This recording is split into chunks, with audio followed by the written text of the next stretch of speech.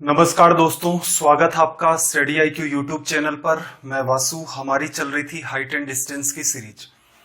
अब तक हमने 3 वीडियोस में अलग अलग बातों को डिस्कस किया। आज ये हमारा चौथा सेशन है, 4th क्लास है, और इसके अंदर हम लोग डिस्कस करेंगे जनरल अप्रोच। यहां पर रेशियो मेथड जो है हमारा वो बिल्कुल भी काम नहीं करता है। और रीजन क्या है, इस पैटर्न को जनरली अवॉइड करवा दिया जाता है। रीजन क्या है, इसके अंदर बच्चे को इंप्रेस किया ही नहीं जा सकता, ऐसा कुछ सिखाया ही नहीं जा सकता। लेकिन हम लोग क्या करेंगे, यहां पर एक अलग बात सीखेंगे जो सबसे हटके होगी। स्टार मार्क कर लेना अगर आप एसएससी या फिर सीडीएस की तैयारी कर रहे हैं। रीजन ये है कि एसएससी या सीडीएस के अंदर जब मेंस आप लिखते हो, जैसे सीडीएस का तो एक ही पेपर रहता है, एसएससी के अंदर सीजीएल में जब आप मेंस लिखते हो तो आपको मेंस के अंदर 3 या 4 सवाल हाइट एंड डिस्टेंस चैप्टर से पूछे जाते हैं, और उनके अंदर 1 या 2 सवाल इस पार्ट से मिलता है। और रीजन क्या है इस पार्ट का टिपिकल होने का, कि इसका कोई शॉर्टकट मेथड आपको नहीं मिलता। लेकिन अगर आप डिटेल में समझेंगे तो आप पाएंगे कि इसका भी शॉर्टकट पॉसिबल है। कहने का मतलब, आप कुछ चीजों को ध्यान रख लो। एक बार आपने उन चीजों को ध्यान रखा, एक छोटा सा ही डायग्राम ध्यान रखना है, उसके बाद आपका जो टाइम होगा इसके अंदर वो एकदम मिनिमम हो जाएगा। और नई बात हम लोग क्या सीख रहे हैं, हम लोग डायग्राम्स को अवॉइड करना सीख रहे हैं। पिछले 3 सेशन में मैंने आपको दिखाया भी है, कई सारे हमने ऐसे सवाल किए हैं जिसके अंदर हम लोग बार बार डायग्राम्स को अवॉइड कर रहे हैं। तो चलिए फिर स्टार्ट करते हैं अपने सेशन को। पीडीएफ के लिए आप क्या कर सकते हो, वासु स्टडी आईक्यू नाम से एक टेलीग्राम चैनल है, वासु स्टडी आईक्यू। यहां पर आपको इस चैप्टर की पीडीएफ्स मिल जाएंगी, पिछले जो चैप्टर हुए हैं उनकी भी आपको पीडीएफ मिल जाएंगी, तो यहां से आप ले सकते हैं। तो चलिए फिर यहां से बात करें जनरल अप्रोच की। इसमें ध्यान क्या रखना है, तो बात को ऑब्जर्व करो। और जैसे इसके अंदर सवाल देखो किस टाइप के आएंगे, इस टाइप के सवाल जो आपको स्क्रीन पर दिख रहे हैं, इस टाइप के सवाल इसमें पूछे जाते हैं। एक एक करके हम सारे सवाल भी डिस्कस करेंगे। आज हमें एक तो ये अप्रोच सीखनी है, इसके अलावा 10 इंपोर्टेंट सवाल हैं जो सीजीएल मेंस के अंदर और सीडीएस के अंदर पूछे गए हैं। 10वां सवाल आपको जरूर देखना है, क्योंकि इन सारे के सारे सवालों में आज के सेशन में जो 10वां सवाल होगा वो सबसे ज्यादा इंपोर्टेंट होगा और वो सबसे ज्यादा टिपिकल भी है। तो चलिए फिर जनरल अप्रोच में देखो आपको ध्यान क्या रखना है। पहले तो मैं आपको सारी बातें एकदम डिटेल में समझा देता हूं कि कौन सी बात कैसे हुई। देखो, जैसे ये एंगल आपका थीटा है, इस थीटा के साथ आप कोई भी ट्रिग्नोमेट्रिक आइडेंटिटी जैसे साइन, कोस, टेन, कोट, सेक, कोसेक किसी को भी काम में लोगे तो इसके जस्ट सामने मैं अगर साइड ए मानता हूं तो इसे क्या कहा जाएगा, परपेंडिकुलर। अगर आप ये वाला एंगल थीटा मानते या अल्फा मानते तो इसके जस्ट सामने वाली साइड क्या कंसीडर होती, परपेंडिकुलर। तो पहले तो मैंने क्या कर लिया, मार्किंग, एबीसी मार्किंग कर ली। इसको हम लोग काम में लेंगे, इसको काम में लेंगे तो ये परपेंडिकुलर होगा, ये बेस होगा, और 90 के सामने कैसा भी राइट एंगल ट्राइंगल हो हमेशा ही क्या रहता है, हाइपोटेनस। तो चलिए फिर कुछ रिजल्ट्स हमें निकालने हैं। तो देखना जरा, आप अगर इस ट्राइंगल में साइन थीटा लिखते हैं, पेशेंस के साथ देखते जाओ कैसे हुआ है। पहले तो मैं ये आपको करके बता देता हूं, फिर लास्ट में आपको क्या ध्यान रखना है और सबसे ज्यादा यूज किस चीज का होता है, सारी की सारी बातों को देखेंगे। देखो, साइन थीटा होता है परपेंडिकुलर अपॉन हाइपोटेनस, लंब बटा में कर्ण, तो ए अपॉन बी लिखा जा सकता है। और यहां से अगर आपको ए की वैल्यू, ए अपॉन सी, सी हाइपोटेनस माना है, ए की वैल्यू क्या हो जाएगी, सी साइन थीटा हो गई। बेसिक सी बात पता भी होगी सबको। फिर देखना, अगर आप यहां पर कोस थीटा लिखते हैं, क्योंकि इन छोटी छोटी बातों को ऑब्जर्व करते जाओ, जो तरीका है वो यहीं से निकल के आएगा। मैं सारी की सारी चीजें खोल खोल के आपके सामने रख दूंगा। देखो कि एग्जाम में ऐसे सवाल बनते हैं, ये चीज आपको पता होनी चाहिए, और इससे हमारा तुरंत सवाल हो जाता है, कोई कंफ्यूजन भी नहीं पैदा होता कि क्या मानेंगे। वरना जनरली स्टूडेंट क्या होता है, जैसे यहां पर एक एंगल और बन जाता, एग्जाम हॉल में बैठ करके सोच रहे हैं साइन थीटा काम में लो, कोस लो, टेन लो, कोट लो, आपको कहीं भी नीड नहीं होगी, आपको सीधे सीधे पता चलना स्टार्ट हो जाएगा कि यहां पर ये बात काम में लेनी है। कोस थीटा क्या होता है भाई, बेस अपॉन हाइपोटेनस, आधार बटे कर्ण। तो यहां से अगर मुझे बी की वैल्यू चाहिए तो सी का मल्टीप्लाई कर दोगे, सी कोस थीटा। क्या ऑब्जर्व किया, देखो आपने, ये सी है, अगर आप इसको कोस थीटा से मल्टीप्लाई कर देते हो तो क्या आएगा बी, और इस सी को अगर आप मल्टीप्लाई कर देते हो साइन थीटा से तो क्या आ जाएगा ए। लिखा जा सकता है। एक रिलेशन और बना लेते हैं भाई, टेन थीटा का। टेन थीटा क्या होता है, परपेंडिकुलर अपॉन बेस। तो यहां से देखना ए बराबर बी इंटू में टेन थीटा। कहने का मतलब अगर आप इस b को मल्टीप्लाई कर देते हैं किसके साथ, टेन थीटा के साथ, तो आप क्या लिख लेंगे a। कहने का मतलब अगर आपको बेस से परपेंडिकुलर में जाना है तो बेस को मल्टीप्लाई किससे कर दो, टेन थीटा से। बात समझ में आ गई। सेम ऐसे ही हाइपोटेनस को अगर आप साइन थीटा से गुणा करते हैं तो आप परपेंडिकुलर में चले जाते हैं। हाइपोटेनस को कोस थीटा से मल्टीप्लाई कर देते हैं तो आप तुरंत के तुरंत बेस में चले जाते हैं। इजी सा रिजल्ट आ गया। और जिन बच्चों के साइंस रही हुई है तो वो एक बार के लिए बात को ऑब्जर्व करना। जैसे कोई पार्टिकल है, v वेलोसिटी से ये पार्टिकल क्या कर रहा है, किसी मैग्नेटिक फील्ड या फिर इलेक्ट्रोमैग्नेटिक फील्ड के अंदर मूव कर रहा है, और इसकी जो एक्सिस है उसके साथ इसने थीटा एंगल बनाया। तो इसकी दो स्पीड आपने यूज की होंगी, कौन से वाली, एक तो वो स्पीड v कोस थीटा वाली, और दूसरी स्पीड कौन सी, v साइन थीटा वाली। 11th और 12th क्लास की फिजिक्स में ये बातें चलती हैं। तो जिन बच्चों ने पढ़ रखा है उनके लिए मैं ये बात रिलेट करवा रहा हूं, पढ़ा होगा। असल में ऑब्जर्व किया जाए तो ये भी क्या है, ये भी आपका यहीं से निकला है। ये थीटा हो गया, वेलोसिटी v हाइपोटेनस की तरह काम करता है। इस साइड में जो स्पीड आती है वो v कोस थीटा इसी वजह से लिखी जाती है। रीजन क्या होता है, cos theta base upon hypotenuse, ये रिलेशन आप लिखोगे, क्लियर है। या फिर v का कोस थीटा लिखते बेस में, और जैसे ये इधर लिखते हो तो असल में देखा जाए तो वो ट्राइंगल की ये वाली साइड थी, और इसीलिए इसको क्या लिखा जाता है वहां पर v साइन थीटा, क्लियर है। तो जिन बच्चों ने 11th 12th में फिजिक्स में ये बात पढ़ रखी है उनके लिए तो मेरे ख्याल से याद करना इजी सी टास्क है। जैसे इसका गुणा किया कोस थीटा से यहां आ गए, इसके साथ गुणा किया साइन थीटा से यहां आ गए, क्लियर है। अब देखो एक रिवर्स के अंदर भी रिलेशन हम लोग लिख सकते हैं। जैसे एक रिलेशन मैं आपको समझा देता हूं, बाकी के आप खुद से ट्राई कर देना, और फाइनली कंक्लूजन पर पहुंचेंगे तो आपको सिर्फ एक छोटा सा डायग्राम ध्यान रखना है, बातें अपने आप हो जाएंगी। यहां से बात को थोड़ा सा ऑब्जर्व करना।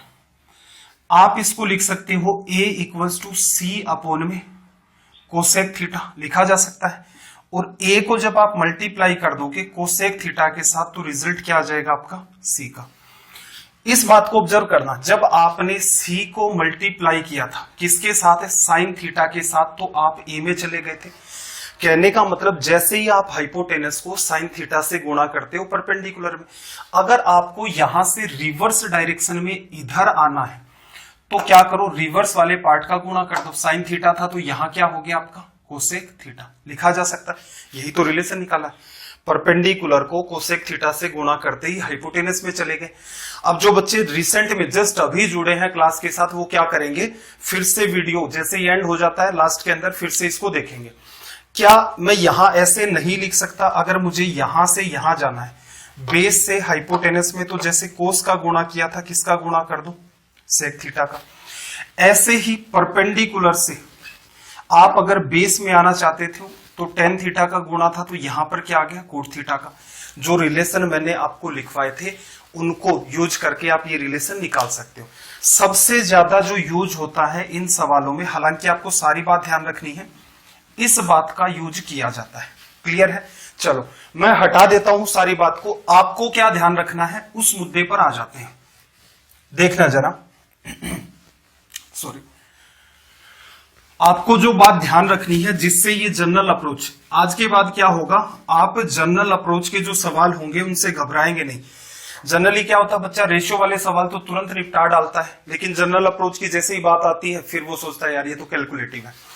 कैलकुलेटिव तब है जब सवाल लिखा, डायग्राम बनाया, अब उसमें तुक्का मारने की कोशिश कर रहे हो कि साइन थीटा का ले लूं, कोस ले लूं, टेन ले लूं, कोट ले लूं। तो देखना जरा, इस पार्ट का जो सबसे इंपॉर्टेंट रिजल्ट है वो ये है। रिजल्ट आपने क्या देखा, आपने एक राइट एंगल ट्राइंगल बनाया, क्लियर है।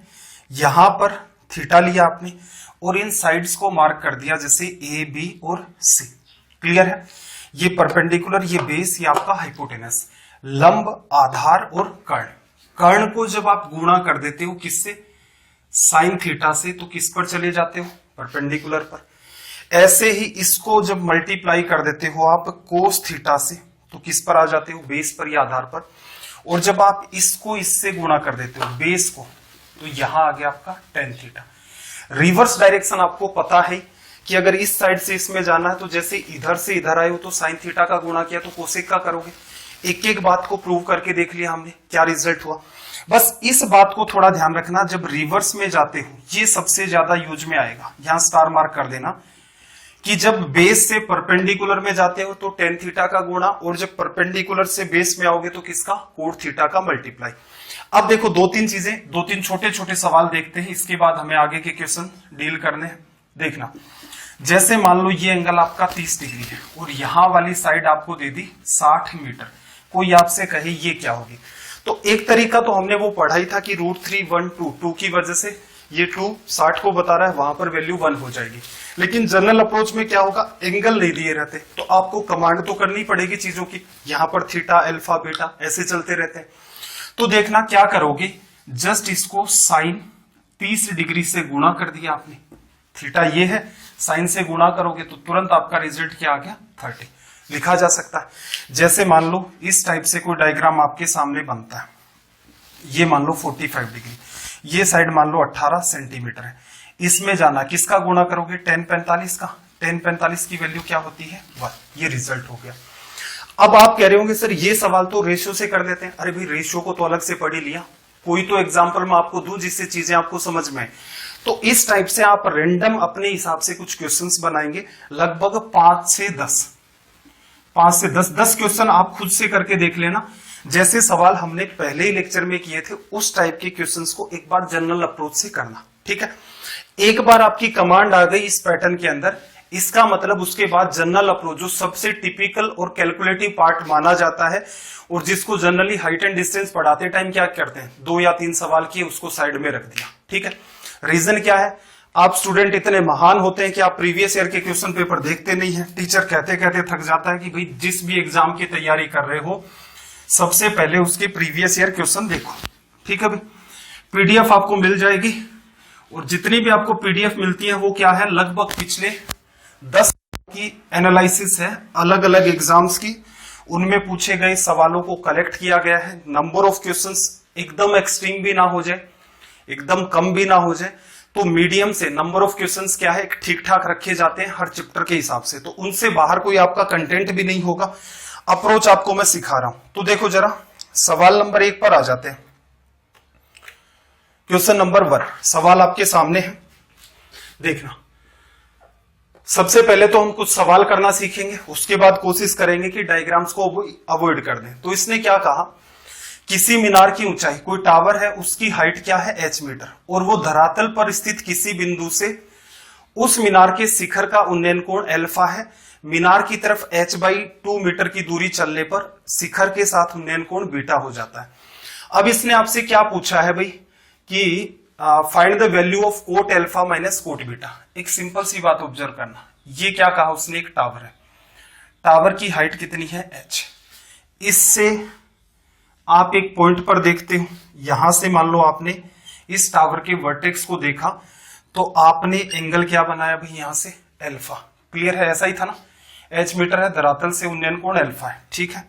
फिर आप क्या करते हो, इस साइड में मूव करना स्टार्ट करते हो, और मान लिया आप पहुंच गए यहां पर। अब फिर से आपने इसके वर्टेक्स को देखा, अब आप कितना एंगल बना रहे हो, बीटा। क्लियर है। अब देखो पीछे जो सवाल कर रहे थे उनमें तो रेशियो लग रहा था, अब यहां पर कोई रेशियो मेथड नहीं लगता, और एक वो जो बेवकूफों वाला काम कभी नहीं करना है, अल्फा बीटा की वैल्यू अज्यूम नहीं करोगे। कहां कर सकते हो ये मैं आपको समझा दूंगा, इन सवालों में क्यों नहीं करनी है, रीजन क्या, ये अपने आप में इजी सवाल है। जो पैटर्न मैंने आपको सिखाया, एक बार के लिए यहां पर लिख देता हूं मैं सारी बातें फिर से, कि हर सवाल के बाद ये दिखता रहे आपको। देखो ये थीटा, यहां से यहां आ रहे हो तो किसका गुणा करते हो भाई, कोस थीटा का, और यहां से हाइपोटेनस से इसमें आते हो तो गुणा किसका, साइन थीटा का, और जैसे ही आप यहां से यहां जाते हो तो गुणा किसका, टेन थीटा का। सिर्फ इतनी 3 बातें हैं, इससे आपका काम चल जाएगा। तो यहां से ऑब्जर्व करना, इसने क्या कहा, coat alpha minus coat beta की वैल्यू क्या होगी, और ये वाली दूरी जो है वो कितनी है, h/2 लिखा जा सकता है। अब एक बात ऑब्जर्व करना था, ये h है, अगर मैं इस पर्टिकुलर वैल्यू को निकालना चाहूं, इस पर्टिकुलर वैल्यू को निकालना चाहूं, बाकी को भूल जाओ, एक बार के लिए इसको देखो, तो परपेंडिकुलर से मैं किस में आया, बेस में, तो मेरी ये जो वैल्यू है इसकी वैल्यू हो गई h कोट बीटा, लिखा जा सकता है। आपको समझाया है, बेस से परपेंडिकुलर में जाते हो 10 का मल्टीप्लाई, और परपेंडिकुलर से बेस में आते हो तो किसका, कोट का मल्टीप्लाई। एकदम डिटेल में सोल्व करके देख लिया, क्लियर है भाई। तो ये जो लेंथ है इसकी वैल्यू क्या हो गई, h कोट बीटा। ऑप्शन देखो, cot beta, cot alpha minus coat beta पूछ रहा है, तो इसका मतलब टारगेट ही उसी को करना है। अब ऑब्जर्व करना, ये कंप्लीट लेंथ, इसको एक बार के लिए भूल जाओ, ये जो कंप्लीट लेंथ है इसकी वैल्यू क्या लिख सकते हो, यहां से लेकर यहां तक, इस कंप्लीट लेंथ की वैल्यू। तो देखना, ये एंगल आप सॉरी ये लेंथ आपकी h है, ये एंगल अल्फा है, परपेंडिकुलर से बेस में आओगे तो किसका गुणा करोगे भाई, h के साथ कोट, और एंगल कितना, अल्फा, लिखा जा सकता है। ये लेंथ यहां लिखी, ये लेंथ यहां लिखी, इस बड़ी लेंथ में से इस छोटी लेंथ को लेस कर दूं तो क्या बचेगा, h/2, लिखा जा सकता है। फिर से डायग्राम को बना देता हूं, 2 या 3 सवाल में एकदम आपको डिटेल में बता देता हूं, उसके बाद आपकी भी कमांड आ जाएगी। अब देखना जरा, h cot alpha minus h cot beta, h common आया और इससे कट गया, तो cot alpha minus coat beta का जो रिजल्ट है वो क्या बना, 1/2। अब मुझे बताओ, इसमें कुछ सोचने वाली बात थी, कुछ भी नहीं करना था, जस्ट आपको पता है कि ये वैल्यू आपको दे रखी है, आप ये निकाल सकते हो, ये निकाल सकते हो, दोनों का अंतर लोगे, h/2 होगा, तो तुरंत का तुरंत रिजल्ट आ गया। एग्जाम हॉल के अंदर अगर डायग्राम बनाओ तो इतनी लंबी चौड़ी चित्रकारी नहीं करनी है, इस बात का ध्यान रखोगे। ये जो डायग्राम बना रहे हैं, ये आदमी है इधर गया, ये बस आपको समझाने के लिए। एग्जाम में क्या करना था, h आ गया, h cot alpha minus h cot beta, h/2, ये इससे कटा 1/2। तो छोटा सा एक बार के लिए आप डायग्राम बनाओगे, हालांकि इस सवाल में आप डायग्राम को अवॉइड कर सकते थे। चलिए फिर सवाल नंबर 2 पर आ जाते हैं। सवाल नंबर 2 को रीड करो।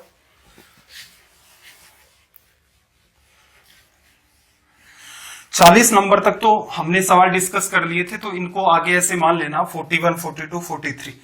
तो आज के सेशन के बाद क्या होगा, अपने 40 नहीं, शायद मेरे ख्याल से 45 तक डिस्कस कर दिए थे। तो अभी तो मैं मार्किंग 1, 2 के हिसाब से ही कर रहा हूं। देखना जरा, क्या कहा, एक झील की सतह से h मीटर ऊपर, इसको मिटा दो, मेरे ख्याल से इसकी नीड नहीं होगी आपको।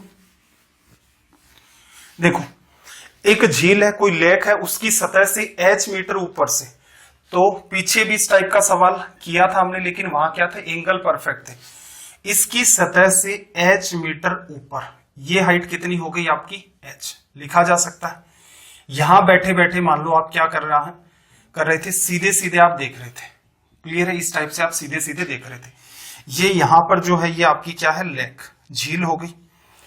अब आपने क्या किया, एक बादल का उन्नयन कोण, आप सीधे सीधे देख रहे थे, फिर आपने क्या देखा, एक बादल, और इसको देखने के लिए एंगल आपने कितना बनाया, अल्फा, क्लियर है, लिख सकते हैं। फिर आपने क्या कहा, इसका प्रतिबिंब देखा, तो आपको एक बात बताई थी ना वाटर इमेज में, कि जितनी दूरी ये है उतनी की उतनी दूरी नीचे, ये आपका क्या है, वाटर, इसको आप वाटर लिख सकते हो। तो इसकी वाटर इमेज नीचे बनेगी, तो जितनी दूरी ये यहां से यहां है, ये ऊपर वाली, उतनी की उतनी दूरी ये बनती है। एंगल ऑफ डिप्रेशन कितना बना रहा, भी इसको मिटा देता हूं एक बार, अंडरस्टैंडिंग के लिए ठीक रहेगा, ये एंगल बीटा, क्लियर है भाई। अब आपसे क्या पूछा उसने, कि झील की सतह से बादल की ऊंचाई क्या होगी। एक इंपॉर्टेंट बात है, स्टार लगा लेना, कि जो बात आपसे पूछी जाए, क्या लिखोगे नोट्स में, जो बात आपसे पूछी जाए उसी की मार्किंग करोगे। जैसे कई बच्चे क्या करते हैं, ये जैसे h है, तो यहां से यहां तक की दूरी को क्या कह लेते हैं, h, फिर वो क्या करते हैं, इस दूरी को लिख लेते हैं x, क्लियर है, कोई समस्या नहीं है। x की वैल्यू निकालेंगे और उसके बाद क्या लिख देंगे, h प्लस x। तो लास्ट में आपने क्या किया, x की वैल्यू निकाली, उसमें आपने h को ऐड किया, और ऐसा करने से क्या हुआ, आपका टाइम किल हो गया। आपको 1 या 2 स्टेप एक्स्ट्रा करनी पड़ी, एक स्टेप में तो होगा ही नहीं सोल्व, क्योंकि जो इक्वेशन आपने लिखी उसको फिर सोल्व करोगे। तो जो बात आपसे पूछी, इसने क्या कहा कि झील की सतह से बादल की ऊंचाई, तो आप सीधे सीधे टारगेट कर लो बात को, कि झील की सतह से बादल की ऊंचाई कितनी है, x मीटर।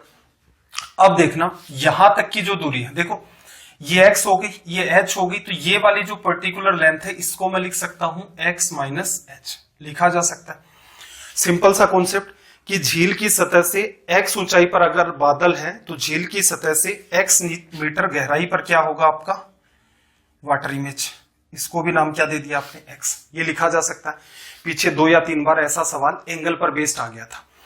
अब देखो जब भी कभी ऐसा डायग्राम बने तो ध्यान रखना एक ट्राइंगल तो आपके पास ऊपर है राइट एंगल, एक राइट एंगल ट्राइंगल आपके पास नीचे है, और दोनों ही ट्राइंगल में जो कॉमन साइड होगी वहां से रिजल्ट निकलेगा। क्या लिखोगे, एक बात तो ये लिखनी है आपको नोट्स में कि जो आपसे लेंथ पूछी जाए उसी को मार्क करोगे। जैसे ये h है, झील की सतह से आपकी बादल की ऊंचाई आपसे पूछी तो मैंने इसी को x मार्क किया। मैं चाहता तो इसको x कर देता, लेकिन लास्ट में h प्लस x करना पड़ेगा, इससे कैलकुलेशन बढ़ेगी। दूसरी बात, जनरल अप्रोच के जो भी सवाल होते हैं हमेशा सोल्व कैसे होंगे, कोई ना कोई 2 राइट एंगल ट्राइंगल बनते हैं आपके, उनमें एक कॉमन साइड होगी, उसको कंपेयर कर दो, आपका तुरंत रिजल्ट आ जाएगा। नीचे राइट एंगल ट्राइंगल, ऊपर right angle triangle, common side ये। अब देखना यहां से अगर आप यहां आते हो तो क्या करना आपको सिखाया, देखो परपेंडिकुलर से बेस में आते हो, बेस से परपेंडिकुलर जाते हो tan का गुणा, परपेंडिकुलर से बेस में आते हो कोट का गुणा। ये साइड कितनी है भाई x माइनस h, और मल्टीप्लाई किसका करोगे कोट अल्फा का, बराबर। इस ट्राइंगल में यहां से लेकर यहां तक देखो बीटा के सामने की साइड क्या है परपेंडिकुलर, अगेन इसमें भी क्या कर रहे हैं हम लोग बेस में आ रहे हैं, तो कोट का तो गुणा होगा। ये लेंथ x प्लस h है तो इस लेंथ को लिख दिया हमने x प्लस h, और गुणा किसका करोगे भाई इस बार कोट बीटा का। ध्यान से देखना, जो बच्चे अभी जस्ट जुड़े हैं सेशन के साथ वो क्या करेंगे, स्टार्टिंग से इस सेशन को देखेंगे, वरना वही रहता आप क्या करते हो अचानक घूमते फिरते, जैसे आपको टाइम दे दिया 9 बजे का और आप क्या करोगे घूमते फिरते आओगे, जैसे 9:30 बज गए, 9:20 हो गए, फिर अचानक देखते हो सवाल को, अच्छा ये क्या चल रहा है, अरे ये तो बवाल है, और तुरंत बच्चे कई तो क्या आते हैं, देखते हैं कुछ नहीं समझ में आ रहा है, उधर डिसलाइक करके चले जाते हैं, ठीक है। और कई तो कलाकार ऐसे हैं कि समझ ही नहीं आ रहा, ऊपर से जा रहा है। देखो ऐसा है, कोई भी चीज है, सिंपल सी बात, एक छोटी सी बात और समझो कि मेरे ख्याल से जैसे एसएससी का पुराना डेटा उठाते हैं या किसी भी XYZ एग्जाम का, एसएससी की बात कर लेते हैं, लगभग 30 लाख लोग सीजीएल का फॉर्म डालते हैं, 20 लाख के आसपास या 18 लाख के आसपास लोग एग्जाम में बैठते हैं, ठीक है। उनमें कॉमन सेंस लगाओ, क्या 1 लाख बच्चे ऐसे नहीं हैं जो सिंसियरली तैयारी कर रहे हैं? 18 लाख में प्रीलिम्स भी क्लियर होता है 1,80,000 के आसपास, 1.8 लाख का तो प्रीलिम भी क्लियर होता है। तो चलो मैं ये नहीं मानता कि प्री क्लियर हुआ वो सारे इंटेलिजेंट हैं, 1 लाख बच्चे तो होंगे पढ़ाई लिखाई करने वाले, कुछ इनमें ऐसे भी मिलेंगे 40-50 हजार बच्चे जो 3-3, 4-4 साल से एसएससी के लगे हुए हैं, ठीक है। तो आपको एक जॉब भी चाहिए और आप टाइम भी नहीं देना चाहते, तो ऐसा कैसे पॉसिबल होगा भाई? ये बच्चे जो 3-4 साल से लगे हुए हैं या फिर जो पार्शियली जो फाइनल कट ऑफ होती है उसके पास जाकर के रुक जाते हैं, तो ये बेवकूफ तो नहीं होंगे जो 3 साल से लगे। आपकी क्या उम्मीद होती है, अचानक से 9 से 10 बजे की क्लास है, उसके अंदर अचानक से आना है 9:40 पर और आते ही सवाल करना, ये क्या पढ़ाया जा रहा है, ये तो समझ ही नहीं आ रहा। तो देखो ऐसा है, अगर आपके साथ भी ऐसा हो रहा है तो मेरी राय ये है कि क्यों नोटबुक पेन के अंदर टाइम किल कर रहे हो, ठीक है। बहुत भीड़ है, वो आपको आगे नहीं जानेगी, जाने ही नहीं देगी। रीजन क्या, ये लोग भी तो मेहनत कर रहे हैं, ये बेवकूफ नहीं है जो इधर उधर कहीं ना कहीं से कंटेंट उठाते हैं, मॉक टेस्ट भी लगाते हैं, इतने सालों से इतनी तैयारी भी कर रहे हैं। तो बेटर क्या रहेगा, हर चैप्टर को आपको टाइम देना पड़ेगा। मैं पहले भी आपको समझाता आ रहा हूं कि ये सिर्फ खेल नॉलेज का नहीं है, नॉलेज का नहीं है, ये खेल स्पीड का भी है। नॉलेज तो इन 1 लाख या 2 लाख या 3 लाख बच्चों के पास भी आपको मिल जाएगी कि जो सवाल तो सोल्व कर सकते हैं। उनको मेंस का पेपर दे दो उठा करके, 100 सवाल है, वो बच्चे 90 सवाल कर देंगे। अगर 90 सवाल कोई बच्चा कर देता है तो 180 मार्क्स आ जाते हैं। और आजकल जैसे पेपर आ रहे हैं 2017 से, 180 प्लस आपका स्कोर अगर सीजीएल मेंस में मैथ में रहता है तो आपका स्कोर बहुत अच्छा है। क्लियर है? अब देखो मुद्दे की बात यह है कि ये बच्चे कर देंगे, लेकिन इनको टाइम क्या चाहिए, किसी को 3 घंटे चाहिए, किसी को 5 घंटे चाहिए, किसी को 8 घंटे चाहिए। तो रीजन क्या है, सिर्फ सवाल को सोल्व करने मात्र से काम नहीं चलता है, आपको स्पीड से सोल्व करना आना चाहिए। स्पीड से कैसे सोल्व होगा, कोई ट्रिक है? इस पैटर्न की आप मुझे ढूंढ करके ला दो, कहीं ट्रिक है तो। ठीक है, ये मेथड ही आप ला करके मुझे बता दो कि ऐसा मेथड सर इससे पहले हम पढ़ चुके हैं इतना सिस्टमेटिक तरीके से, या कोई भी XYZ जैसे हमने कोऑर्डिनेट ज्योमेट्री भी पीछे पढ़ा था, तो वो संभावनाएं नहीं बनती उस टाइप से। स्टडी आई क्योंकि YouTube चैनल की जो खास बात यह है कि यहां पर कुछ भी पढ़ाया जाता है वो बड़े ही डीप और डिटेल में। यहां पर मेरे ख्याल से आपने किसी भी टीचर को नहीं देखा होगा जो ऐसी बात करता हो, ये ट्रिक कर देंगे, वो ट्रिक कर देंगे, कभी नहीं कहते। रीजन क्या है, सिंसियर एस्पिरेंट चैनल से आकर के जुड़ते हैं तो एक सिंसियरिटी के साथ चीजों को डिलीवर करते हैं, और जो प्रॉपर मैनर में गाइडेंस होता है वो गाइडेंस आपको प्रोवाइड करते हैं। तो हमेशा ध्यान रखना कि 9 से 10 क्लास से चलो कोई दिक्कत नहीं, आपको नहीं देखनी उस टाइम कि आप लेट आए तो बेटर है, उसको नेक्स्ट डे या लेक्चर खत्म होने के बाद देखना स्टार्ट कर दे, लेकिन उसको पूरा देखें और सिस्टमेटिक तरीके से नोट्स बनाएं। तो यहां से देखो सवाल पर आ जाते हैं। x माइनस एच परपेंडिकुलर से बेस में आए कोट अल्फा का गुणा, परपेंडिकुलर से बेस में आए कोट बीटा का गुणा। अब देखना जरा, आपको नीड किसकी है भाई, x की। तो यहां से देखो कैलकुलेशन में भी एक और माइंड लगाना पड़ेगा। देखो ये x कोट अल्फा है, ये x कोट बीटा है, आ गया। इधर आ जाओगे तो x और कॉमन क्या आ गया, coat alpha minus coat beta लिखा जा सकता है। रीजन क्या है, x कोट बीटा इधर आ जाएगा। ऐसे ही देखो ये माइनस एच कोट अल्फा उधर जाएगा, एच कोट बीटा, तो यहां से एच कॉमन आ गया, coat alpha plus coat beta लिखा जा सकता है। अब यहां से रिजल्ट आ गया x coat alpha plus coat beta upon coat alpha minus coat beta लिखा जा सकता है। अब मैं आपको ये सजेस्ट करूंगा कि इस लाइन को अवॉइड करने की कोशिश किया करें। रीजन क्या है, यहां से यहां जाना संभव है। एक लाइन आप अनवांटेड कैलकुलेशन कर रहे हो तो कम से कम आप कितना भी फास्ट लिख लो 10 सेकंड लगेंगे, स्लो लिखोगे 15 सेकंड, और ज्यादा स्लो लिखोगे तो यही 20 सेकंड ले लेगा। इतना ही करना था। एच कोट अल्फा उधर चला गया तो एच कॉमन आ गया, coat alpha plus coat beta दिख रहा है, ये पार्ट इधर आएगा तो cot alpha minus coat beta नीचे चला जाएगा। तो सीधे सीधे ऑप्शन में कई बार यहां पर एक बात और सुनना, कई बार यहां पर क्या होगा, यही बात आपको टेन की फॉर्म में मिलेगी, कोट में नहीं मिली, टेन की फॉर्म में मिलेगी। तो इसको कन्वर्ट करने का तरीका इतना सही है, ऊपर 2 टर्म नीचे भी 2 टर्म, सेम टाइप का पैटर्न है। ऊपर नीचे टेन अल्फा टेन बीटा का गुणा कर दोगे तो ये बात आपस में कैंसिल आउट होकर के यहां tan beta plus tan alpha, हालांकि इस ऑप्शन में नहीं था, और यहां अल्फा कट जाएगा तो tan beta minus tan alpha. Trigonometry की छोटी सी बात है कि tan theta into cot theta क्या होता है, 1 होता है। तो ये काम भी आप कर सकते हो। ऐसा नहीं है कि कोट में आपने निकाल लिया फिर कहोगे अच्छा आंसर तो 10 में, कोई भी चेंज नहीं होता, एंगल्स आपस में इंटरचेंज हो जाते हैं और जस्ट आपका रिजल्ट। अब मैं ये नहीं कह रहा कि सीधे इसको रट लेना, आपने गुणा किया है, टेन अल्फा यहां कटा तो टेन बीटा बचा, टेन बीटा यहां कटा तो टेन अल्फा बचा। तो आई होप आपको ये सवाल समझ आ गया होगा। चलिए फिर सवाल नंबर 3 पर आ जाते हैं। सबसे पहला काम, लैंग्वेज को रीड करो और धीरे धीरे बहुत ही शानदार तरीके से हम सारी चीजों को कवर करेंगे। कोई भी पार्ट ऐसा नहीं होगा जिसको छोड़ दिया जाएगा। और सवालों का स्तर आपने पिछले वीडियोस में भी देखा होगा कि ऐसा नहीं है कि सिर्फ इजी सवाल आपको करवाएं और आपको बहका करके रखें कि देखो सवाल 5 सेकंड में हो गया, 10 सेकंड में हो गया। चलिए भाई सवाल नंबर 3 पर आ जाते हैं। आई होप साउंड आ रही होगी प्रॉपर मैनर में, देखना। 3 नंबर में इसने क्या कहा है, एक भवन के शीर्ष के साथ एक पेड़ के शीर्ष तथा अधोभाग के उन्नयन कोण क्रम से x तथा y है। पेड़ की ऊंचाई h मीटर है।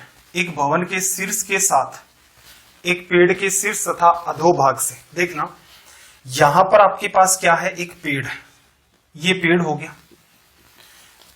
अब इसने क्या कहा कि भवन के शीर्ष के साथ एक पेड़ के शीर्ष तथा अधोभाग, पेड़ के वर्टेक्स से आप देखते हो और पेड़ के बेस से आप देखते हो तो आपको एक दिखाई देता है क्या, घर या मकान। अब देखना इसकी हाइट क्यों ज्यादा बनाई, कि जब वो यहां से इस इमारत को देखेगा तो एंगल ऑफ एलिवेशन बनेगा। आप यहां खड़े होकर के, चाहे ये इमारत इतनी होती कितनी भी होती, आपको थोड़ी तो नजरें ऊपर उठानी पड़ती तो एंगल ऑफ एलिवेशन लिखा जाता।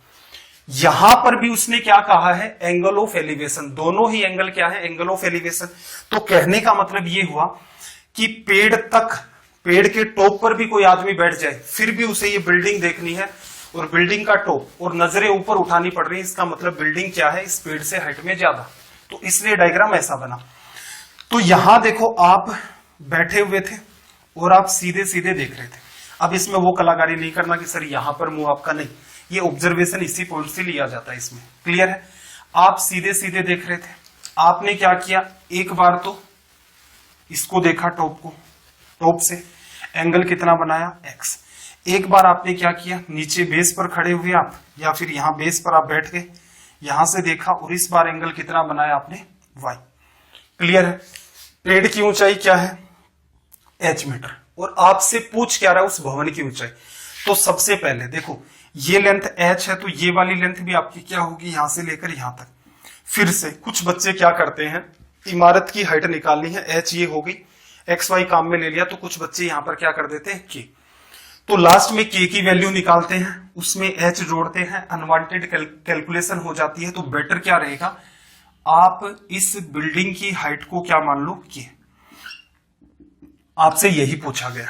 फिर देखना दो राइट एंगल ट्राइंगल बनेंगे, एक तो ये राइट एंगल ट्राइंगल जिसके अंदर एंगल x बन रहा है, एक ये राइट एंगल ट्राइंगल जिसके अंदर एंगल y है। दोनों की कॉमन साइड अगर देखोगे तो आपको ये दिख रही है, ये वाली और ये वाली, दोनों की लेंथ क्या आ गई, सेम है। अब थोड़ा सा देखना कि ये हाइट h पूरी k आपको निकालनी है, तो ये जो लेंथ आपकी बची हुई है कौन सी, यहां से लेकर यहां तक, इसको क्या लिख दोगे, k माइनस h। अब देखो एक बार मैं इसको हटाता हूं, ये साइड आपकी क्या है, दोनों में कॉमन, तो इस राइट एंगल ट्राइंगल में जब आप परपेंडिकुलर से बेस में आएंगे तो किसका गुणा करेंगे, कोट का। तो k माइनस h का को मल्टीप्लाई किया कोट x से बराबर। फिर देखना बड़े वाले राइट एंगल ट्राइंगल की पूरी साइड कितनी है, k से आप इसमें आओगे, किसका गुणा भाई, कोट y का, तो ये क्या आ गया, k इंटू कोट y। आपको वैल्यू किसकी चाहिए, आपको k की वैल्यू चाहिए, तो कॉमन सेंस लगाओ। देखो ये h कोट x होगा, उधर चला जाएगा, तो मैं लिख देता हूं इसको h कोट x, लिखा अपोन में, k कोट x है, k कोट y है, इधर आएगा k common, cot x minus coat y, तो k into cot x minus coat y है, तो इसको नीचे भेज दोगे तो ये minus cot x minus coat y, ये रिजल्ट हो गया। तो यहां से आपका रिजल्ट क्या है, d। क्लियर है? यही रिजल्ट अगर 10 में आता तो कुछ नहीं करना था, ये 10y, ये 10y और ये आपका 10x, ऊपर नीचे 10x 10y से गुणा कर देते, कोई इश्यू नहीं है। तो असल में देखा जाए आपकी जैसे जैसे अंडरस्टैंडिंग बढ़ती जाएगी, धीरे धीरे आप क्या करोगे, आपको पता चला सिर्फ एक लाइन बनती है, और उसको भी अगर आप थोड़ा सा कॉमन सेंस लगाएं तो ये भी लिखने की नीड नहीं है, तुरंत कंपेरिजन, h कोट x, ये पार्ट इधर आ गया तो अपोन में quote x minus coat y, result आ गया। आई होप बात समझ आ रही होगी आपको, कमेंट करके जरूर बता दो भाई। सवाल नंबर 4, क्वेश्चन नंबर 4 देखना जरा। सवाल नंबर 4, एक बार के लिए बस आपको वो पैटर्न पकड़ना है जो स्टार्टिंग में डील किया, और खुद से भी करके देख लिया करो। जो मैं आपको प्रूफ्स वगैरह करवाता हूं चीजों के, खुद से भी एक बार किया करो बिना देखे, इससे आपकी अंडरस्टैंडिंग डेवलप होगी। और एक बार अंडरस्टैंडिंग डेवलप होगी उसके बाद किसी चीज को रटने की नीड नहीं पड़ती। एटलीस्ट देखना जरा, भूमि तल से एक भवन के शीर्ष तथा भवन के शीर्ष पर स्थित चिमनी के शीर्ष के उन्नयन कोण x तथा 45 डिग्री है। कहने का मतलब ये ग्राउंड हो गया, ये ग्राउंड है, एक कोई बिल्डिंग है, ये बिल्डिंग हो गई, और इस बिल्डिंग पर एक चिमनी है। क्लियर है? यहां से लेकर यहां तक ये वाला पार्ट मान लो। क्लियर है? ये चिमनी हो गई। एंगल कितना बना रहा भाई, इस पॉइंट से जो आपके पास भवन है, भवन का जो वर्टेक्स है, इस बिल्डिंग का वर्टेक्स है, इसके साथ तो एंगल बन रहा है आपके पास x, और ये जो चिमनी है इसको जब आप देखते हो तो एंगल कितना बन रहा है, 45 डिग्री। लिखा जा सकता है। क्या कहा, भवन की ऊंचाई h मान लो, सॉरी मान क्या लो, h तो दे ही रखा है, ये 90 डिग्री। ये चिमनी की हाइट आपसे पूछिए, इसको आप क्या मान लो, k मान लो कि ये इसकी हाइट हो गई। चिमनी की ऊंचाई पूछ रहा है। अब फिर से देखना, हमेशा ही क्या होगा इन सवालों में, दो राइट एंगल ट्राइंगल बनेंगे। एक राइट एंगल ट्राइंगल तो ये वाला हो गया जिसमें एंगल x है, ये साइड आपको दिख रही होगी, और एक बड़े वाला राइट एंगल ट्राइंगल है, उसके अंदर भी ये साइड क्या है आपकी, कॉमन। तो एक बार तो आपको क्या करना है, यहां से आप यहां आओगे तो वैल्यू क्या लिखोगे, h इंटू में कोट एक्स, h इंटू में कोट एक्स बराबर लिखा। बड़े वाले ट्राइंगल के अंदर इसको हटा देता हूं, पूरी लेंथ क्या है आपकी h प्लस के, इधर आओगे कोट 45 से गुणा करोगे, कोट 45 तो एक ही होता है, वैसे भी 45 डिग्री में ये लेंथ जितनी होती है उतनी लेंथ ये होगी, तो यहां पर क्या आ गया आपके पास h प्लस के और कोट 45 डिग्री, एक वैल्यू आएगी। आपको किसकी वैल्यू चाहिए, आपको k की, तो यहां से k की वैल्यू देखना h coat x minus h, ये हो गया हमारा रिजल्ट। तो यहां से ऑप्शन बी आपका करेक्ट है। एग्जाम में बस यहीं तक आपको इक्वेशन लिखनी थी और सीधे सीधे आपका रिजल्ट आ जाता, ठीक है। माइंड में हालांकि किया जा सकता है ये वाला सवाल, लेकिन उस चीज को अवॉइड करो, पहले तो पैटर्न को पढ़ते जाओ कि ये पैटर्न कैसा है, किस टाइप का सवाल है। माइंड में मैंने पहले भी आपको काफी सारे सवाल करवाए हैं, अगले सेशन उससे अगले सेशन के अंदर भी बहुत सारे सवाल हमें डील करने हैं। चलिए भाई सवाल नंबर 5 पर आ जाते हैं। सबसे पहला काम लैंग्वेज को रीड करो, क्वेश्चन नंबर 5।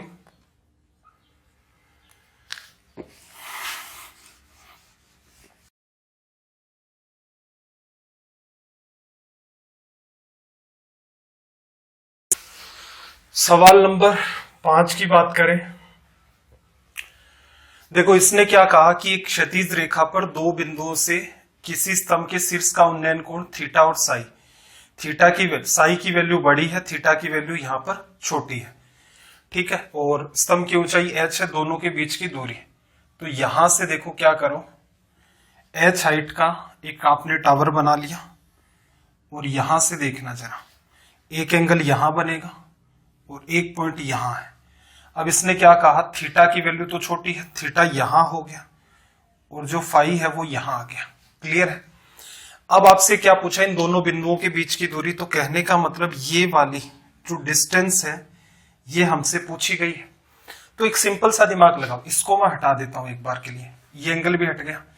ये कंप्लीट लेंथ जब आप निकालोगे तो h का गुणा करोगे किसके साथ, कोट थीटा के साथ, तो ये कंप्लीट लेंथ कितनी आ गई, h कोट थीटा। इसको आपने मिला दिया, यहां से मिला दिया, यहां से यहां जाना है तो किसका गुणा, h के साथ कोट फाई के साथ गुणा कर दिया, ये सॉरी h कोट फाई, ये आपका रिजल्ट हो गया, क्लियर है। ऑप्शन कौन सा मैच खा रहा है, तो यहां से देखना h cot theta, option C आपका करेक्ट हो गया, ये आपका रिजल्ट है।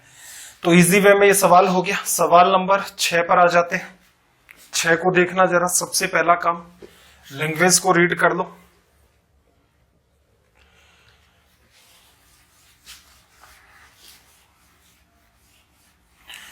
सवाल नंबर 6 की लैंग्वेज को रीड करना। सबसे पहले तो इसने क्या कहा कि भूमि पर स्थित एक बिंदु से छत पर स्थित किसी चिमनी के उच्च बिंदु तथा छत पर उन्नयन कोण x तथा 45 डिग्री है। छत पर स्थित किसी चिमनी के उच्च बिंदु, ये मान लो कोई चिमनी हो गई और ये घर हो गया, घर की छत, क्लियर है। कहीं दूर से आप ऑब्जर्व कर रहे हो इन सबको यहां खड़े खड़े, तो एंगल ऑफ एलिवेशन एक तो देखो छत का बन गया और एक ये चिमनी हो गई और इसके साथ इसका जो टॉप है इसके साथ एंगल बन गया। अब इसने क्या कहा है, छत पर स्थित किसी चिमनी के उच्च बिंदु क्या है, ये वाला पॉइंट, इसके साथ जो एंगल बना है वो कितना है x, और छत के साथ जो एंगल बना है वो 45 डिग्री। इस एंगल का नाम हो गया 45 डिग्री, इस एंगल का नाम हो गया x। फिर इसने क्या कहा, इमारत की ऊंचाई h मीटर है, यहां से लेकर यहां तक की जो दूरी है वो कितनी हो गई, h मीटर लिखा जा सकता है। इसने क्या कहा, चिमनी की ऊंचाई, इसको आप क्या मान लो कि, अब देखना h से आप इधर आओगे, 45 डिग्री है तो h कोट 45, इसकी लेंथ भी क्या आ गई h, क्लियर है। ऐसे ये कंप्लीट लेंथ कितनी है आपकी, h प्लस के, इसको हटा करके सोचना, h प्लस के को गुणा करोगे कोट x से, तो यहां से रिजल्ट क्या आएगा, h प्लस के कोट x, और बराबर में क्या आ गया आपके पास h, यही लेंथ आ गई आपकी। सोल्व कर देना, k की वैल्यू आपको चाहिए तो ऑब्जर्व करना, देखो h में से ये h है, यहां जाएगा तो माइनस h कोट x, और यहां क्या बचा k कोट x, तो कोट x का कर दो इसमें डिवीजन, क्लियर है। और यहां से रिजल्ट निकालना चाहते हो तो k बराबर कोट का डिवीजन h अपॉन कोट, तो ये क्या हो गया h tan x और माइनस का h, ये अपना हो गया यहां से रिजल्ट। तो ऑप्शन आपका सी करेक्ट है। आई होप यहां तक आपको बात समझ आ रही होगी। सवाल नंबर 7 पर आ जाते हैं। 10वां जो सवाल है वो सबसे ज्यादा इंपॉर्टेंट है इस सीरीज का। ये जो पैटर्न हम लोग पढ़ रहे हैं जनरल अप्रोच, और कोई तरीका होता नहीं है, बस आपको ये कोट वाली बात है और टेन वाली बात है, कोट को स्पेशली आपको ध्यान रखना होता है, इसी से अपना काम चल जाता है। फिर देखना जरा सवाल को। एक ऊर्ध्वाधर मीनार है, एक टावर दे दिया, क्षैतिज पर समतल पर खड़ी है, उसके ऊपर h ऊंचाई का एक ध्वज दंड फ्लैग पोल लगा रखा है। तो बात को कुछ ऐसे समझ सकते हैं भाई, ये फ्लैग पोल है और यहां तक ऊपर वाले हिस्से में तो फ्लैग पोल लगा दिया, ये बिल्डिंग मान ली, क्लियर है। ग्राउंड ले लो, यहां पर 90 डिग्री पर ये बिल्डिंग बनी हुई है। अब देखना एक एक करके, उसके ऊपर h ऊंचाई का, तो ये जो हाइट है यहां से लेकर यहां तक ये कितनी हो गई h लिखी जा सकती है। एक बिंदु पर ध्वज दंड के तल का उन्नयन कोण अल्फा है और ध्वज दंड के शीर्ष भाग का बीटा है। तो देखो यहां खड़े खड़े आप इसको ऑब्जर्व कर रहे हैं, तो एक एंगल तो ये बन रहा है, एक एंगल ये वाला बन रहा है। तो यहां देखो तल का जो उन्नयन कोण है वो तो अल्फा है, कहने का मतलब ये जो फ्लैग पोल है इसके बेस का एंगल तो आपके पास क्या है अल्फा, क्लियर। फिर इसका जो टॉप बना हुआ है इसका एंगल आपको कितना दिया है बीटा, ये कंप्लीट एंगल आपका बीटा। आपसे पूछा गया है कि मीनार की ऊंचाई, इसको आप क्या ले लो x, करने का वही तरीका रहेगा। देखो कंप्लीट हाइट आपकी h प्लस एक्स है, कंप्लीट आपकी क्या है h plus x, complete angle beta है, ये लेंथ दोनों ही ट्राइंगल में कॉमन है आपकी, तो यहां से यहां आओगे तो किसका गुणा कोट बीटा का मल्टीप्लाई बराबर, इसको फिर रख देते हैं। ये वाली लेंथ x है, x से यहां आओगे किसका गुणा कोट अल्फा का, तो ये क्या हो गया x कोट अल्फा। आपको नीड किसकी है x की, तो थोड़ा सा कॉमन सेंस लगा के सोल्व करना। x आपके पास ये पार्ट हो गया, ये इधर आ जाएगा, इसको इधर मत लाओ, h का गुणा कर दिया इससे, तो h कोट बीटा, और x कॉमन ले लिया तो राइट साइड में कोट अल्फा ऑलरेडी है, x कोट बीटा चला जाएगा तो माइनस का कोट बीटा। कोट की फॉर्म में रिजल्ट इसने नहीं दे रखे हैं, तो बात को ऑब्जर्व करना। x की वैल्यू आपको क्या सिखाया था, इसके अपोन में quote alpha minus coat beta आ जाएगा, 10 में कन्वर्ट करोगे तो 10 अल्फा 10 बीटा का गुणा, तो ये किस में बदल जाता है, जस्ट एंगल चेंज, इसका भी एंगल चेंज कर दोगे तो ये 10 बीटा माइनस 10 अल्फा, तो ये आपका रिजल्ट हो गया। पीछे सवाल में हमने डिस्कस कर लिया था, चेंज करने वाली बात डिटेल में भी देखी थी। तो यहां से जो आपका ऑप्शन बन रहा है वो कौन सा है, ऑप्शन बी आपका करेक्ट हो गया, क्लियर है। यहां तक आपको बात समझ आ गई होगी। अब देखना जरा सवाल नंबर 8 को। सवाल नंबर 8, सबसे पहला काम लैंग्वेज को रीड करो। क्वेश्चन नंबर 8,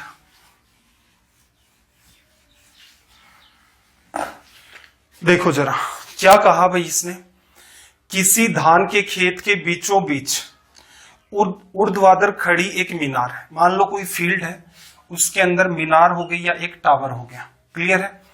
मीनार के तल से होकर क्षैतिज लाइन पर एक जनरली रैंडम लाइन है, दो बिंदु अल्फा और beta, alpha greater than beta है, तो यहां से देखना जरा, दो बिंदु ले लो आप, एक पॉइंट ये हो गया, एक ये हो गया, दो जगह से इसके टॉप को देखा जाता है। अल्फा ग्रेटर देन बीटा, तो अल्फा यहां आ जाएगा, बीटा यहां आ जाएगा, सोचना ही नहीं पड़ रहा है अब तो। मीनार की ऊंचाई क्या है h। अब क्या कह रहा है कि बिंदुओं के बीच संभावित दूरी, ये दूरी पूछ रहा है। मेरे ख्याल से अब कॉन्फिडेंस आ गया होगा, h कोट बीटा ये कंप्लीट लेंथ और h कोट अल्फा ये इतनी सी लेंथ, तो h तो कॉमन आ जाएगा, तो रिजल्ट आपका क्या हो गया cot beta minus cot alpha. जो बच्चे इस सेशन को एकदम स्टार्टिंग से देख रहे हैं, इजी वे में पकड़ पा रहे हैं। अब देखो इस फॉर्म के अंदर आपके रिजल्ट नहीं दे रखे, उसे नहीं दे रखे, तो इसको क्या लिखोगे 1/10 अल्फा, 1/10 बीटा, 1/10 अल्फा, एलसीएम लोगे तो 10 अल्फा 10 बीटा, इसका क्या आ जाएगा एलसीएम, यहां क्या आ जाएगा 10 अल्फा, यहां क्या आ जाएगा 10 बीटा मल्टीप्लाई किसका, h का। तो ये अपना हो जाएगा यहां से रिजल्ट। तो देखना जरा, इसने यहां पर भी करेक्ट ऑप्शन नहीं दे रखे हैं, तो सी वाला जो पार्ट है उसके अंदर ऊपर जो पोर्शन दे रखा है उसमें चेंज कर देना अल्फा बीटा को, तो आपका करेक्ट रिजल्ट आ जाएगा। किया कुछ नहीं है, 1/10 बीटा 1/10 अल्फा, 10 अल्फा 10 बीटा, तो यहाँ 10 अल्फा माइनस 10 बीटा अपॉन में ये वैल्यू, ये अपना रिजल्ट हो जाएगा। सवाल नंबर 9 पर आ जाते हैं। सवाल नंबर 9, सबसे पहला काम लैंग्वेज को तुरंत रीड कर लिया करो।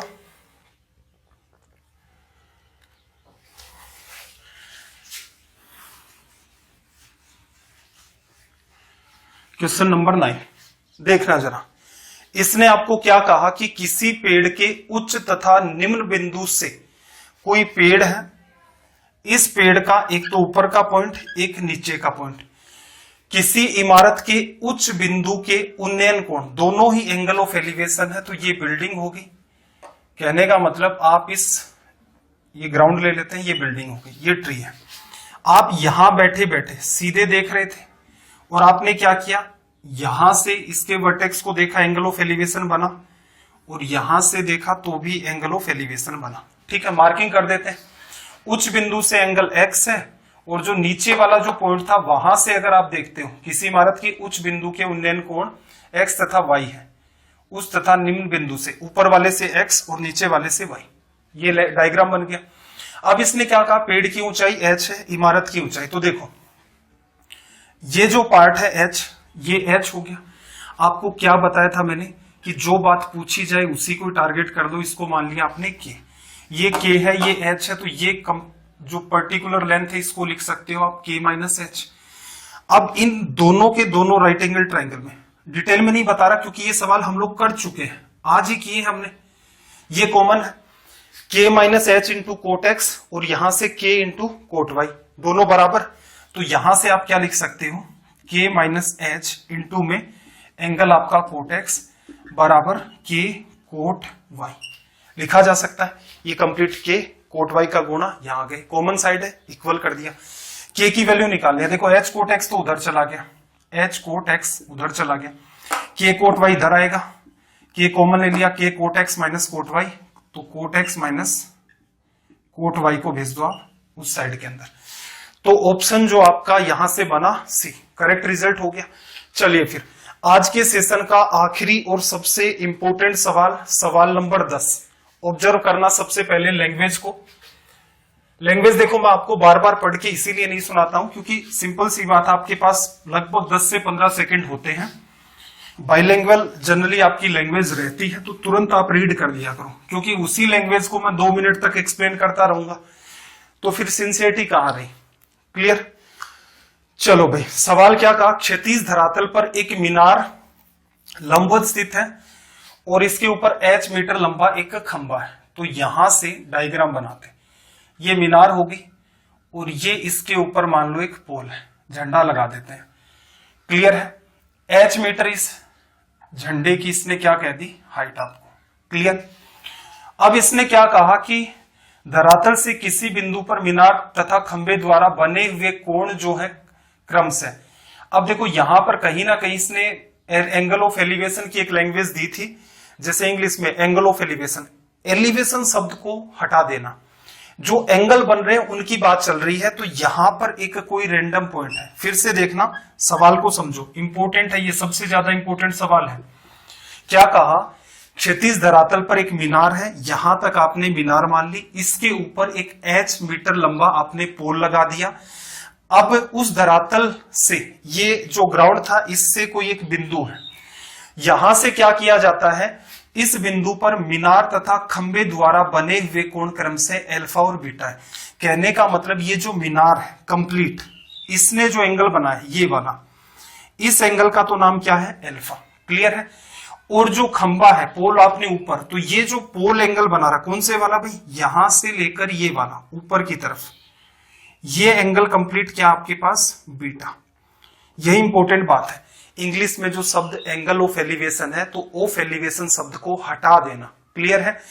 क्या कह रहा है ये कि ये जो बिल्डिंग है ये अल्फा एंगल बनाती है और ये जो पोल है ये बीटा एंगल बनाता है, ये इसकी लैंग्वेज है। अब आपसे क्या पूछ रहा है, इस मीनार की हाइट क्या होगी, तो आपने इसको मान लिया x। तरीका वही, x से छोटे वाले ट्राइंगल में आप x से यहां जाओगे तो क्या लिखोगे, x कोट अल्फा लिखा बराबर, बड़े वाले ट्राइंगल में ये पूरा एंगल कितना आपका अल्फा प्लस बीटा, और ये पूरी हाइट कितनी है h प्लस एक्स, तो बराबर में क्या हो गया h प्लस एक्स, लिखा जाएगा alpha plus beta, alpha plus sorry cot लेना पड़ेगा ना, कोट अल्फा प्लस बीटा लिखा जा सकता है।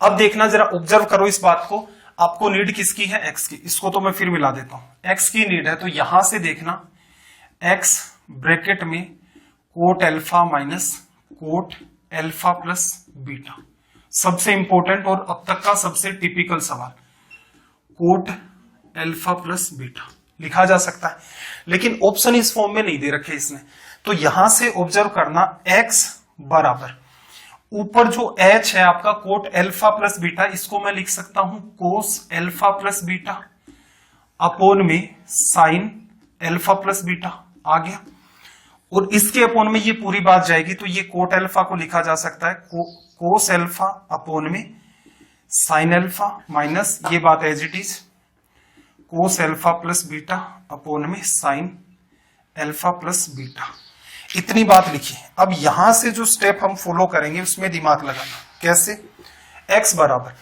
साइन अल्फा इंटू में sine alpha plus beta, LCM ले लिया, ऊपर नीचे गुणा कर दो, sign alpha plus beta cut जाएगा, तो ऊपर आपके पास क्या बचा, h के गुणा में एक तो साइन अल्फा, क्या किया मैंने साइन अल्फा प्लस बीटा दिखा, ऊपर नीचे गुणा कर दिया, तो ऊपर sign alpha plus beta cut गया, साइन अल्फा आ जाएगा h के गुणा में, एक बात तो सोल्व हो गई।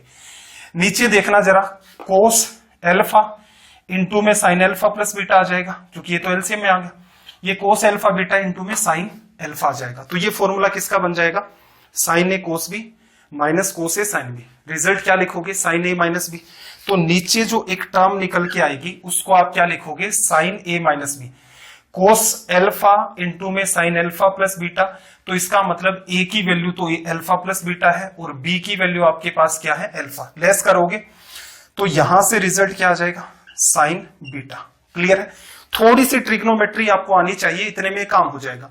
ऊपर एक टर्म और बची हुई है कोस अल्फा प्लस बीटा, इसको सोल्व करके लिखोगे तो क्या आया साइन अल्फा 1 अपॉन में है तो कोसेक बीटा और इंटू में कोस अल्फा प्लस बीटा, ये रिजल्ट लिखा जा सकता है।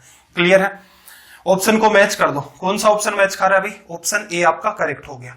अब एक बात और समझना, हालांकि इस सवाल को आप करके देखोगे इसी तरीके से, एक दूसरी बात और ऑब्जर्व करना, आप यहां से क्या कर सकते हो, एंगल को अज्यूम भी कर सकते हो। अब तक मैंने किसी सवाल में नहीं कहा एंगल अज्यूम करने, यहां कर लो, इस हिसाब से अज्यूम करने की अल्फा और बीटा की आपके पास वैल्यू हो।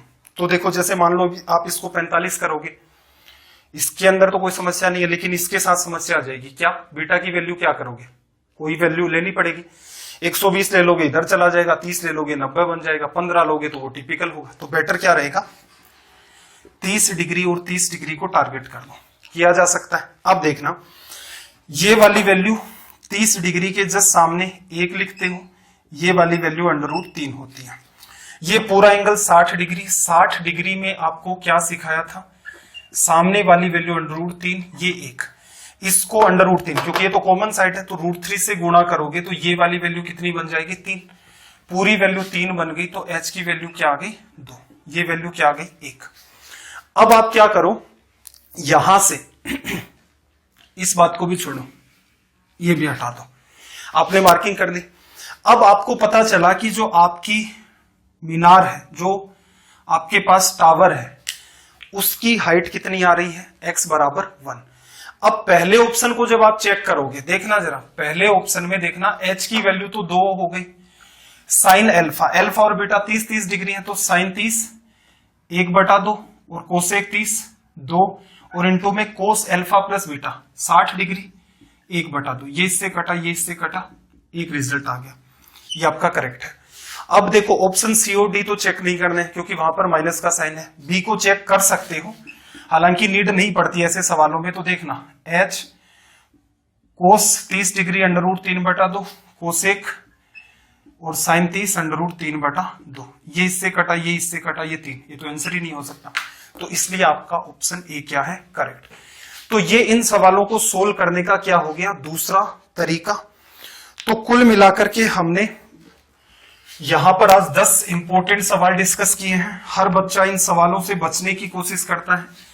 कहने का मतलब हर स्टूडेंट क्या करता है, जनरल अप्रोच से भागने की कोशिश करता है। वो क्या करता है, कुछ गिने चुने सवाल है उनको कर लेगा, जैसे √3 - 1 हो गया, 1 हो गया, 2 हो गया, √3 हो गया, कंपैरिजन कर लिया। वो सुंदर सुंदर भी लगता है, सुंदर सा डायग्राम बनाता है 20-30 सेकंड लगा करके, उसके बाद सोल्व करता है। तो पहली बात तो ये है कि अगर आप यहां कंटिन्यू पढ़ रहे हैं, इसका मतलब आपकी कोई भी चीज स्किप नहीं की जाएगी। कभी भी मैं ऐसा नहीं करता हूं कि सवाल सिलेक्ट करना मेरे हाथ की बात होती है।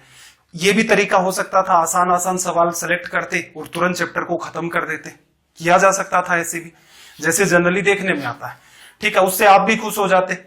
एक तरीका ये हो सकता है कि टिपिकल सवाल, जैसे आप देखते भी आ रहे हैं, इतने टिपिकल सवाल हम लोग डिस्कस कर रहे हैं। पर्पज क्या है, ऐसे सवाल पूछे गए हैं, क्लियर है, तो भविष्य में पूछे जाएंगे। और फिर कुछ स्टैंडर्ड टाइप की अप्रोच है, जैसे ये जनरल अप्रोच जो आज हमने सीखी है, मैं मानता हूं कि शायद ही किसी बच्चे को ये वाला पैटर्न पता होगा कि इन सवालों को इस हिसाब से डील कर सकते हैं। हर बच्चा बैठ करके दिमाग लगाता है कि साइन लू, कोस लू, टेन लू, फिर ऑप्शन पर दिमाग लगाता है कि इस फॉर्म का रिजल्ट है। फिर ये जो कन्वर्जन था कोड से 10 के अंदर, वो भी किसी को नहीं पता। तो आप क्या करेंगे, पेशेंस के साथ प्लेलिस्ट में जाएं, मैथ्स बाय वासु सर नाम से प्लेलिस्ट है, 1 नंबर जो वीडियो है वहां से लग जाए, खुद के नोट्स बनाए। टेलीग्राम जो चैनल आपको बताया था वासु स्टडी IQ नाम से है, उसको आप ज्वाइन करें। वहीं पर एक डाउट ग्रुप भी है इसी नाम से, उसको ज्वाइन करें, वहां पर आप डाउट भेज सकते हैं, मैं उनका खुद ही सॉल्यूशन करके भेजता हूं। चलिए फिर, आपका दिन रात सब मंगलमय हो। आपको ये वीडियो अच्छे लग रहे हैं तो एटलीस्ट इनको शेयर किया करें। अगर आपके कोई सजेशन है तो कमेंट करके जरूर बताएं। मिलते हैं कल रात 9 बजे। जय हिंद, जय भारत।